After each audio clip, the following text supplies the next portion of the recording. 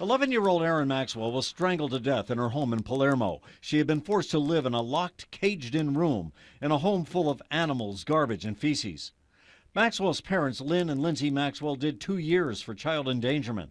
Her stepbrother, Alan Jones, was convicted of murder by depraved indifference and got 25 years to life. But last fall, an appellate court reduced the conviction to manslaughter and slashed the sentence to 5 to 15 years in prison.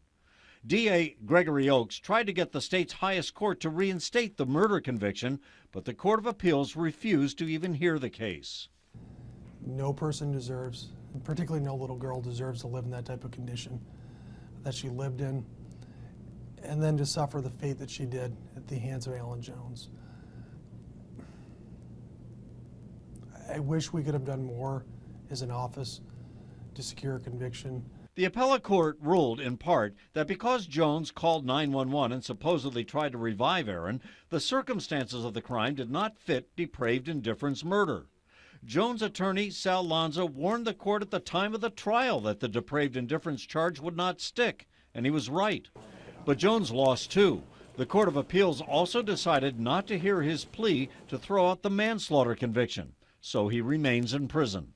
I believe that Alan Jones is innocent. I believe right now, after having defended him and knowing the facts and the proof that went in, that there was no evidence whatsoever that could tie my client to the commission of this offense. 5 years after the death of Erin Maxwell, there are plenty of people here in Oswego County who will never forget what took place here, and many of them are upset over the latest chain of events. This doesn't add up. Colleen Parsons-Scott helped form the citizens group Justice for Erin. They closely watched over the trials. Parsons-Scott is upset with the way the case was handled. Don't they care about children? It's like this big glaring neon sign saying they don't care. Because his sentence was reduced to 5 to 15 years, Alan Jones will have a parole hearing later this month. Reporting from Oswego County, I'm Jim Kenyon.